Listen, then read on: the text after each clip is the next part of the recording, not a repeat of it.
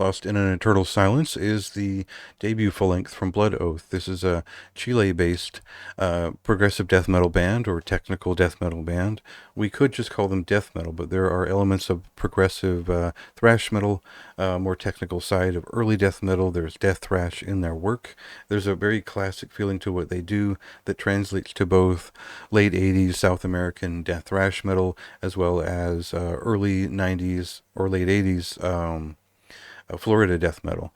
So we get a sense of early progressive death metal a la the first Atheist album up front. You could apply a Testimony of the Ancients-esque sort of general description of kind of their earlier work. I think that the line between their first mini LP certainly had that feeling.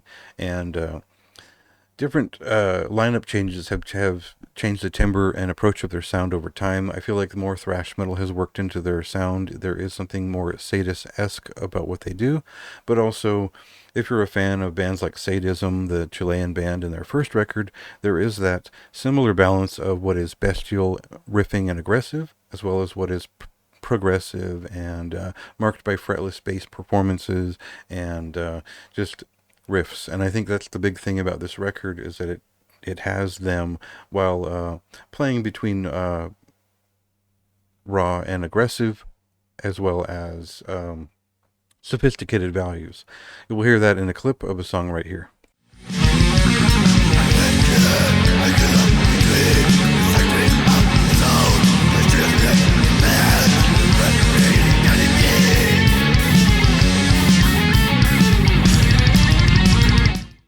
So when I'm still throwing around name drops in the fourth or fifth paragraph of a very long review, it's probably a good sign that there are a lot of good things happening, a lot of strong referential moments on a record like this. And I think that's in terms of me enjoying this style, where it is a step between the raw beginnings of death metal and in relation to thrash metal, as well as progressive death metal, where things became thinking man's death metal in some ways, thanks to bands like Death and records like Human.